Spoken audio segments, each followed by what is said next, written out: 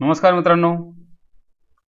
सध्या आपण राज्यघटनेच्या अभ्यासाकडे वळलेलो आहोत आणि राज्यघटनेचा अभ्यास करण्यापूर्वी सोर्सेस ऑफ इंडियन कॉन्स्टिट्यूशन म्हणजे भारतीय राज्यघटनेचे स्रोत कोणकोणते आहेत हे आपण पाहायला पाहिजे. कारण या संदर्भात नेहमी सगळ्याच परीक्षांना प्रश्न येत असतात आणि बऱ्याच वेळेस आपली गल्लत होते. त्यामुळं आपल्या राज्यघटनेतल्या ज्या तरतुदी आहेत त्या अनेक तरतुदी अशा आहेत की ज्या आपण इतर देशांच्या राज्यघटनांकडून घेतलेल्या आहेत आणि त्यामुळं त्या तरतुदी नेमक्या कोणत्या आणि त्या नेमक्या कोणत्या देशाकडून घेतलेल्या आहेत हे आपण या ठिकाणी पाहणार आहोत.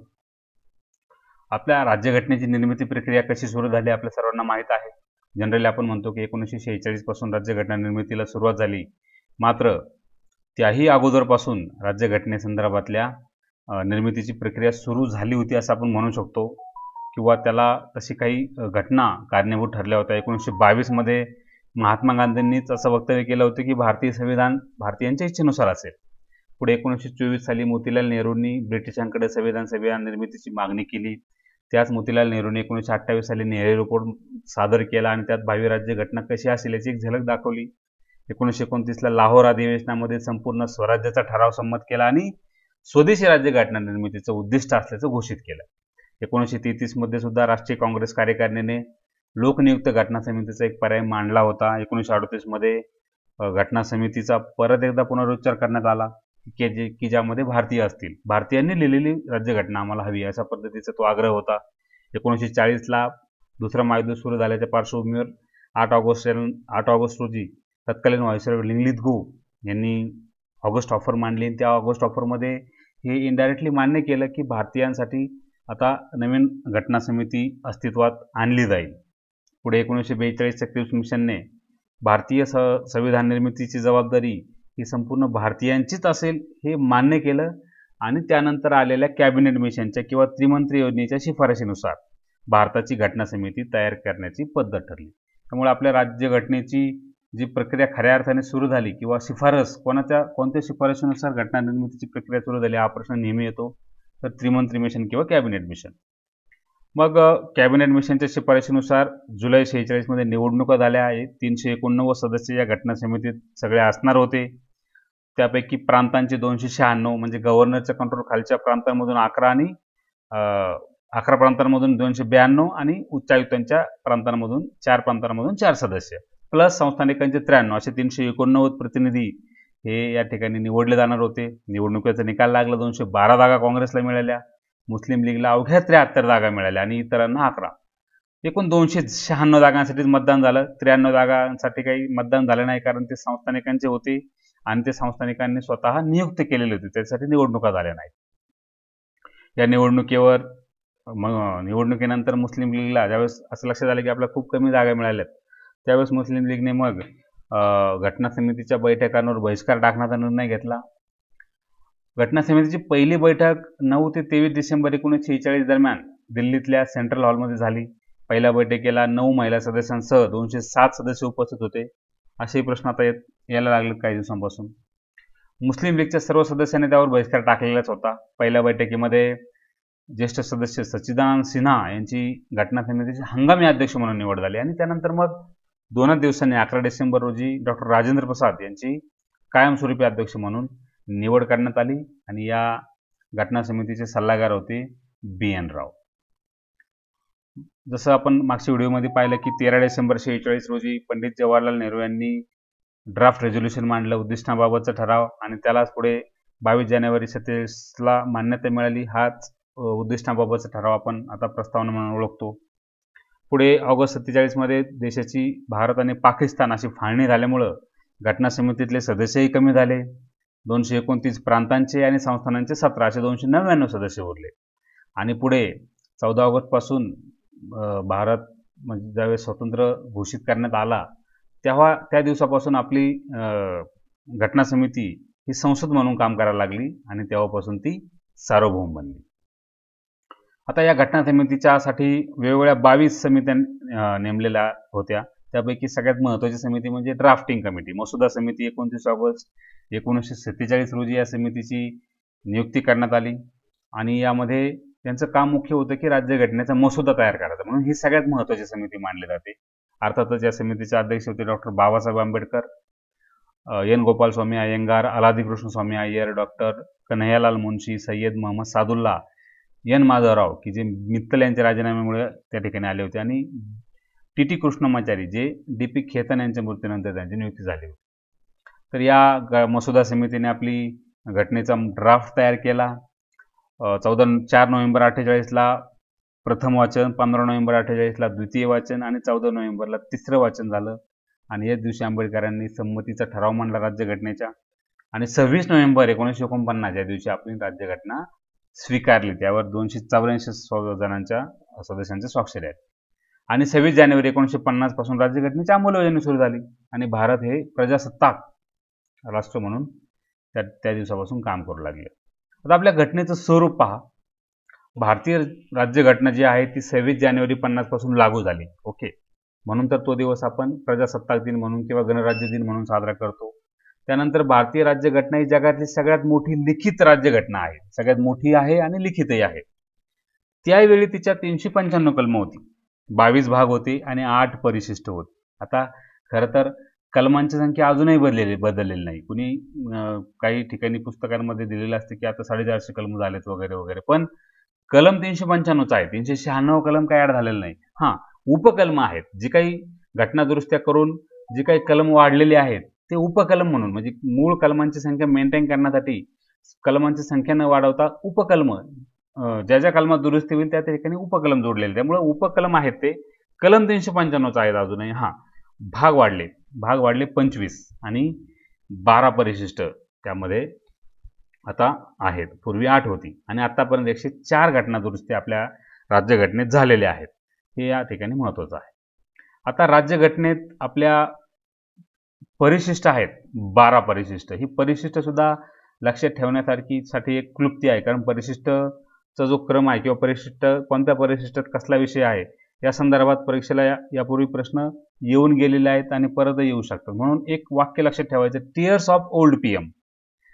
टीयर्स ऑफ ओल्ड पीएम म्हणजे काय, तर यामध्ये जे प्रत्येक अक्षर आहे, प्रत्येक TEARS, या प्रत्येकाला एक अर्थ आहे किंवा त्या प्रत्येकापासून एक एक आपण क्लुप्ती तयार करतोय आणि असे 12 मूळाक्षरांपासून आपण 12 परिशिष्ट लक्षात ठेवणार आहोत. बघा, टी फॉर टेरिटरी, म्हणजे पहिल्या परिशिष्ट सांगितलंय की आपल्या इंडियन टेरिटरी किंवा भारतातले घटक राज्य, केंद्रशासित प्रदेश कोणते त्याची लिस्ट दिलेली आहे टेरिटरी. दुसऱ्या परिशिष्टामध्ये काय दिलेलं आहे की जे आपले महत्त्वाचे पदाधिकारी किंवा महत्त्वाचे पदांवरील व्यक्ती आहेत, म्हणजे समजा राष्ट्रपती असतील, उपराष्ट्रपती असतील, जजेस असतील, कॅग असतील, या सर्वांचे सॅलरीज, एमोलमेंट म्हणजे सॅलरीज, पगार किती आहे त्यांचा, हे दिलेलं आहे दुसऱ्या परिशिष्टामध्ये. तिसऱ्या परिशिष्टामध्ये शपथा ज्या आहेत, ओथ, अफर्मेशन्स, त्यांचा नमुना दिलेला आहे की तुम्ही त्या पदावर पदग्रहण करताना तुम्ही कोणती शपथ घ्यायची. चौथ्या परिशिष्टामध्ये राज्यसभेतल्या जागांची तरतूद दिलेली, कोणत्या घटक राज्यातून किती जागा राज्यसभेवर असतील या संदर्भातली ती तरतूद आहे.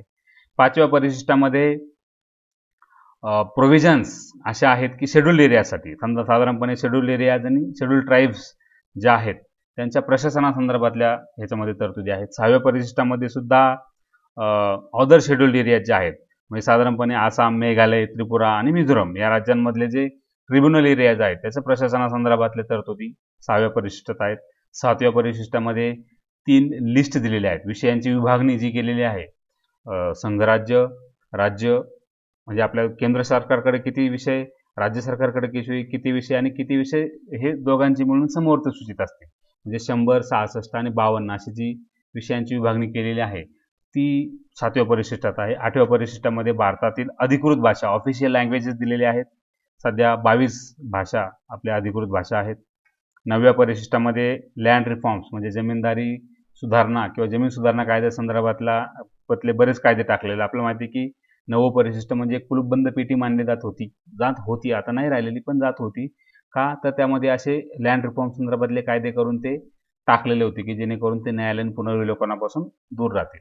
ते 9वे परिशिष्ट आहे. 10वं परिशिष्ट आहे पक्षांतर बंदी कायद्याच्या संदर्भात जे तरतुदी केल्या आपण, अँटी डिफेक्शन जो लॉ केला आहे त्या संदर्भातल्या तरतुदी त्यामध्ये आहेत. 11व्या परिशिष्टात पंचायत म्हणजे ग्रामीण पंचायत राज संदर्भातल्या तरतुदी आहेत. आणि म्हणजे 12व्या परिशिष्टामध्ये म्युन्सिपालिटी, अर्थात शहरी भागातल्या ज्या स्थानिक स्वराज्य संस्था आहेत, म्हणजे त्या अनुक्रमे 73व्या आणि 74व्या घटनादुरुस्तीनुसार ही 11वा आणि 12वा परिशिष्ट ऍड झालेला आहे. तर ही परिशिष्ट लक्षात ठेवण्यासाठी ही क्लुप्ती आपण लक्षात ठेवू शकतो. आता चला पुढे जाऊया की भारतीय राज्यघटनेतल्या विविध तरतुदींचे मूळ स्रोत काय आहेत. म्हणजे आपली ज्यावेळेस राज्यघटना लिहायला सुरुवात झाली तेव्हा आपल्या घटनाकारांनी विविध राज्यघटनांचा, वेगवेगळ्या देशांच्या राज्यघटनांचा तौलनिक अभ्यास केला. म्हणजे जर्मनी असेल, इंग्लंड असेल, दक्षिण Africa, America, Ireland, Russia, Japan, Australia अशा सगळ्या देशांच्या राज्यघटनांचा अभ्यास केला आणि मग या राज्यघटनांमधल्या ज्या तरतुदी भारतीय परिप्रेक्षामध्ये योग्य ठरू शकतील त्यांचा आपल्या राज्यघटनेत समावेश केला. आणि महत्त्वाचं म्हणजे त्यावेळी भारतात लागू असलेला जो 1935चा गव्हर्नमेंट ऑफ इंडिया ऍक्ट होता त्यातल्या सुद्धा अनेक तरतुदी आपण आपल्या राज्यघटनेत समाविष्ट केल्या. किंबहुना आपण असंही म्हणू शकतो की आपल्या राज्यघटनेचा मुख्य आधार हा 1935चा भारत सरकारविषयक कायदाच आहे. काय काय घेतलेले त्यातून आणीबाणीविषयक तरतुदी घेतलेल्या आहेत, इमर्जन्सी प्रोव्हिजन्स की ज्या आपण भाग 18 मध्ये टाकलेल्या आहेत, 352 ते 360 मध्ये. त्याच्यानंतर लोकसेवा आयोग जे आहे, पब्लिक सर्व्हिस कमिशन्स, राज्य आणि संघ लोकसेवा आयोग, त्या संदर्भातल्या तरतुदी पण आपण 35च्या कायद्यातून घेतल्या. सध्या भाग 14 मध्ये या तरतुदी आहेत, ती कलम 315 ते कलम 323 मध्ये. त्यानंतर ज्युडिशियरीची जी सिस्टीम आहे ती आपल्या राज्यघटनेच्या भाग 5 मध्ये जी दिलेली आहे आणि कलम 124 ते 143 मध्ये जे ह्या सगळ्या ची तरतूद दिलेली आहे. न्याय व्यवस्था आपली कशी असेल ती सुद्धा 35च्या कायद्यावर बऱ्यापैकी आधारित आहे. आणि फेडरल स्कीम जी आहे आपली संघीय व्यवस्था ही सुद्धा आपण 35च्या कायद्यानुसार अडॉप्ट केलेली आहे. त्यानंतर अमेरिकेकडून बरंच काय घेतलेले आहे आपण. अमेरिकेच्या राज्यघटनेतून पहा काय काय घेतलं तर मूलभूत अधिकार, फंडामेंटल राईट्स की जे 3ऱ्या भागात आहेत कलम 12 ते 35 मध्ये. न्यायालयीन पुनर्विलोकन, ज्युडिशियल रिव्ह्यू जो भाग 3 मध्येच आहे, कलम 13 मध्ये सांगितलेला आहे. त्यानंतर राष्ट्रपतींवरील महाभियोगाची प्रक्रिया, impeachment of the president and removal of जजेस, ही जी पद्धत आहे ही दोन्ही पद्धती, महाभियोगाची जी पद्धत आहे कलम 61 मध्ये आपण राष्ट्रपतींच्या महाभियोगाची पद्धत आहे. आणि सर्वोच्च आणि उच्च न्यायालयातल्या न्यायाधीशांना पदावरून दूर करण्याची जी पद्धत आहे ती सुद्धा कलम 124(4) मध्ये सांगितलेली आहे. त्यानंतर राज्यघटनेला प्रस्तावना जोडण्याची पद्धत सुद्धा आपण अमेरिकेच्याच राज्यघटनेकडून घेतली. न्यायव्यवस्थेचे स्वातंत्र्य, इंडिपेंडन्स ऑफ ज्युडिशियरी, हे सुद्धा. त्यानंतर शासनाच्या 3ही शाखांमध्ये अधिकारांची विभागणी म्हणजे separation of power among 3 branches of government, कार्यकारी मंडळ, प्रशासन आणि कायदे मंडळ. त्यानंतर राष्ट्रपती 3ही दलांचा सरसेनापती म्हणजे president as supreme commander of arm forces, जी आपल्याकडे पद्धत आहे ती सुद्धा अमेरिकेच्या घटनेवर आधारित आहे. कायद्याअंतर्गत समान संरक्षण, इक्वल प्रोटेक्शन अंडर लॉ, आपण कलम 14 मध्ये हे तत्व प्रतिबिंबित झालेले आहे. राष्ट्रपतींचं जे निर्वाचन मंडळ आहे, इलेक्टोरल कॉलेज, ती सिस्टीम कायची म्हणजे अर्थात अमेरिकेचा राष्ट्राध्यक्ष हा वेगळ्या पद्धतीने निवडला जातो, मात्र तशीच इलेक्टोरल कॉलेजची जी सिस्टीम आहे ती आपण तिकडूनच स्वीकारलेली आहे. उपराष्ट्रपतींचं जे पद आहे ते सुद्धा आपण अमेरिकेकडूनच घेतलेले आहे. अर्थात अमेरिकेच्या आणि भारताच्या उपराष्ट्रपतीच्या पद्धतीत थोडासा फरक एवढा असा आहे की अमेरिकेच्या राष्ट्रपतींचं निधन झालं तर त्यांचा उपराष्ट्रपती हा उर्वरित त्या राष्ट्रपतीचा जेवढा कालावधी शिल्लक राहिला असेल तेवढ्या कालावधीसाठी पदावर बसतो. आपल्याकडे जर राष्ट्रपतींचं निधन किंवा पद रिक्त झालं तर उपराष्ट्रपती जास्तीत जास्त 6 महिन्यांपर्यंत ते पद सांभाळतात.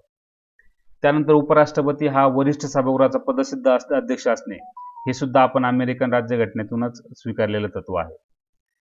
त्यानंतर ब्रिटिश राज्यघटनेकडून काय काय घेतले आपण, त्यांच्याकडून सुद्धा बरंच घेतलेलं आहे. घटनात्मक उपाययोजनांचा आणि याचिकांचा जो अधिकार आहे, राईट टू कॉन्स्टिट्युशनल रेमिडीज, हे सुद्धा आपण ब्रिटनच्या राज्यघटनेकडून घेतलेले आहे. आणि आपल्या कलम 32 आणि कलम 226 मध्ये हे आपण तरतुदी आहेत. संसदीय शासन पद्धती जी आहे, पार्लमेंटरी फॉर्म ऑफ गव्हर्नमेंट, हे पण आपण ब्रिटिश राज्यघटनेकडून किंवा ब्रिटिशांकडून स्वीकारलेलं आहे. एकेरी नागरिकत्वाची system, the idea of single citizenship, म्हणजे अमेरिका असेल किंवा ऑस्ट्रेलिया असेल त्या ठिकाणी दुहेरी नागरिकत्वासंदर्भातले तरतुदी असे आहेत. राज्याचं एक सेपरेट नागरिकत्व असतं, मात्र आपल्याकडे एकेरी नागरिकत्व आहे. देशाचं एकच नागरिकत्व, राज्यांचं नसतं. संसदीय विशेषाधिकार, पार्लमेंटरी प्रिव्हिलेजेस काय आहेत ते आपण ब्रिटिश राज्यघटना. कायद्याची सर्वोच्चता, रूल ऑफ लॉ. त्यानंतर लोकसभा सभापती आणि त्यांची जी भूमिका आहे ती सुद्धा आपण तिकडूनच घेतलेली आहे. कायदा निर्माण करण्याची प्रक्रिया जी आहे, लॉ मेकिंग प्रोसिजर ही. त्यानंतर कायद्याने स्थापित प्रक्रिया, प्रोसिजर एस्टॅब्लिश्ड बाय लॉ, हे सुद्धा आपल्या राज्यघटनेतलं सुरुवातीच्या काळात प्रोसिजर एस्टॅब्लिश बाय लॉ प्रमाणेच आपले बरेचसे निर्णय झाले. नंतर त्याच्यामध्ये ड्यू प्रोसेस ऑफ लॉ हे थोडंसं तत्व प्रतिबिंबित झालेलं आहे. मंत्रिमंडळाची कॅबिनेट पद्धत ही जी आहे ती सुद्धा तिकडचीच आहे. द्विगृही कायदेमंडळ बाय कॅमरलिझम जे आहे ते सुद्धा आपण ब्रिटनकडूनच घेतलेलं आहे. पंतप्रधान पद आणि त्यांची कामं आणि मंत्रिमंडळ कनिष्ठ सभागृहाला जबाबदार असते, म्हणजे लोकसभेला जसं आपलं मंत्रिमंडळ जबाबदार असतं. ह्या सगळ्या तरतुदी आपण ब्रिटिश राज्याकडून घेतले, राज्यघटनेतून घेतले. आता ब्रिटिश राज्यघटना म्हणजे ती काही लिखित नाहीये, परंतु तिचं अस्तित्व आहे. आयर्लंडच्या राज्यघटनेकडून आपण काय घेतलं तर राज्यनीतीची मार्गदर्शक तत्वे, directive principle of state policy, हा नेहमी प्रश्न येतो परीक्षेला. त्यानंतर राष्ट्रपतींची निवडणुकीची जी पद्धत आहे, प्रोसिजर ऑफ प्रेसिडेंट इलेक्शन, म्हणजे इलेक्टोरल कॉलेज नाही तर पद्धत जी आहे ती सुद्धा आपण आयर्लंडकडून घेतली. आणि राज्यसभेत राष्ट्रपतींकडून नामनिर्देशित किंवा नियुक्त सदस्य करण्याची जी पद्धत आहे ती सुद्धा आयर्लंडच्या राज्यघटनेकडून घेतली आहे. त्यानंतर जर्मनीची राज्यघटना, तिला आपण वायमर राज्यघटना असे म्हणतो. आणीबाणीच्या काळात मूलभूत अधिकारांचं जे निलंबन करण्याची जी पद्धत आहे ती आपण जर्मनीच्या राज्यघटनेकडून घेतलेली आहे. आणीबाणीच्या काळात केंद्राकडं जे पॉवर येतात सगळे देशासंदर्भातले, ती सुद्धा जर्मन राज्यघटनेतली तरतूद आहे. दक्षिण आफ्रिकेकडून काय घेतलंय आपण तर प्रोसिजर ऑफ द अमेंडमेंट, घटना दुरुस्तीची जी पद्धत आहे कलम 368 ही आपण दक्षिण आफ्रिकेकडून घेतलेली आहे. त्याच्यानंतर राज्यसभेतल्या सदस्यांची जी निवडणुकीची पद्धत आहे, आपले राज्यसभेत सदस्य हे विविध घटक राज्यांच्या विधानसभांमधल्या आमदारांकडून निवडले जातात, तर ही पद्धत सुद्धा दक्षिण आफ्रिकेच्या राज्यघटनेतली आहे. सोव्हिएत युनियन म्हणजे आता तर रशिया, तत्कालीन सोव्हिएत युनियन, त्यांच्या राज्यघटनेकडून काय घेतलं तर मूलभूत कर्तव्य, फंडामेंटल ड्युटीज ज्या आहेत आपली सध्या 10 होती, आता 11 झाली, तर ही मूलभूत कर्तव्य आपण त्यांच्या कर्तव्यांची सिस्टीम जी आहे ती आपण त्यांच्याकडून घेतली आहे. त्यानंतर प्रस्तावनेत आपण जे सामाजिक, आर्थिक, राजकीय न्याय ही जी संकल्पना नमूद केलेली आहे ती सुद्धा सोव्हिएत युनियनच्याच राज्यघटनेतली तरतूद आपण घेतलेली आहे. आणि पंचवार्षिक योजना आता जे बंद झाल्यात, पण ही तरतूद सुद्धा तिकडच्याच राज्यघटनेतली किंवा तिकडची पद्धत आहे. आता कॅनडाच्या राज्यघटनेकडून सुद्धा आपण काही गोष्टी घेतल्यात. प्रबळ केंद्रशासन असलेली संघीय व्यवस्था, quasi federal form of government, आणि आपल्याकडे जसं केंद्र सरकार प्रबळ आहे आणि राज्य सरकारांना जेवढे अधिकार त्यापेक्षा जास्त अधिकार केंद्राकडे आहेत, म्हणजे विषयांची सूची जरी बघितली आपण तरी आपल्या लक्षात येतं की केंद्राला जास्त अधिकार आहेत. शिवाय समवर्ती सूचीत कायदा करण्याचा अधिकार केंद्राकडे असतो किंवा विशेषाधिकार जे आहेत ते सुद्धा केंद्राकडे आहेत. म्हणून ही पद्धत जी आहे ती कॅनडाची आहे. सर्वोच्च न्यायालयाचे जे सल्लागारी कार्यक्षेत्र आहे ते सुद्धा आपण म्हणजे कलम 143 जे आहे ते सुद्धा आपण ती तरतूद सुद्धा आपण कॅनडाच्या राज्याकडून घेतली आहे. केंद्राकडून राज्यांमध्ये राज्यपालाची नियुक्ती केली जाणे, जो आता सध्या खूप वादग्रस्त मुद्दा आहे, नेहमीच वादग्रस्त राहिलेला आहे की केंद्र राज्यांमध्ये राज्यपाल कशाला नियुक्त करतात दोघंच, ही पद्धत पण कॅनडाची आहे. शेषाधिकार जे आहेत रेसिड्युअल पॉवर्स ते सुद्धा केंद्राकडे असण्याची तरतूद कॅनडाच्या राज्यघटनेकडून घेतलेली आहे. केंद्र आणि राज्य सरकारांमध्ये जी अधिकारांची विभागणी आहे, पॉवर डिस्ट्रीब्युशन सेंट्रल आणि स्टेट गव्हर्नमेंटमध्ये आपण निश्चित अधिकार विभागणी केलेली आहे, ही सुद्धा कॅनडा राज्यघटनेतली तरतूद आहे. ऑस्ट्रेलियन राज्यघटनेकडून काय घेतलंय तर आपल्या 7व्या परिशिष्टात जी समवर्ती सूची आहे ना, कॉन्करंट लिस्ट, म्हणजे 3 लिस्ट आहेत त्यापैकी कॉन्करंट लिस्ट ही पद्धत आहे ती आपण ऑस्ट्रेलियाकडून घेतली आहे. त्याच्यानंतर देशांतर्गत राज्यराज्यांमध्ये व्यापार आणि वाणिज्य स्वातंत्र्य जे आहे, freedom of trade commerce within the country and between the state, ही सुद्धा पद्धत. आणि संसदेच्या दोन्ही सभागृहांची जी जॉईंट सिटिंग असते, संयुक्त बैठक कलम 108 नुसार, तर ही सुद्धा ऑस्ट्रेलियन राज्यघटनेतली तरतूद आहे. त्यानंतर फ्रान्सकडून आपण घेतलंय प्रस्तावनेमधले जे आपले स्वातंत्र्य, समता आणि बंधुता, लिबर्टी, इक्वेलिटी अँड फ्रॅटर्निटी जी तत्व आहेत ती फ्रान्समधली आहेत.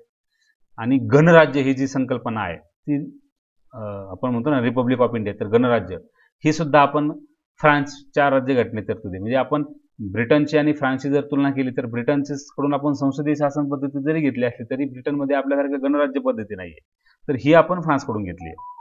आणि जपानकडून काय घेतलंय तर कायद्याने स्थापित केलेली प्रक्रिया, म्हणजे प्रोसिजर एस्टॅब्लिश्ड बाय लॉ. तुम्ही म्हणतात की ब्रिटनकडून पण घेतली, जपानकडून पण घेतली, पण ब्रिटन आणि जपानच्या प्रोसिजर एस्टॅब्लिश्ड बाय लॉ मध्ये थोडासा फरक आहे. जपानची ही जी प्रोसिजर एस्टॅब्लिश बाय लॉ आहे ती अमेरिकेसारखी थोडीशी ड्यू प्रोसेस ऑफ लॉ पद्धतीची आहे की जी अलीकडच्या काळात प्रतिबंधित होते.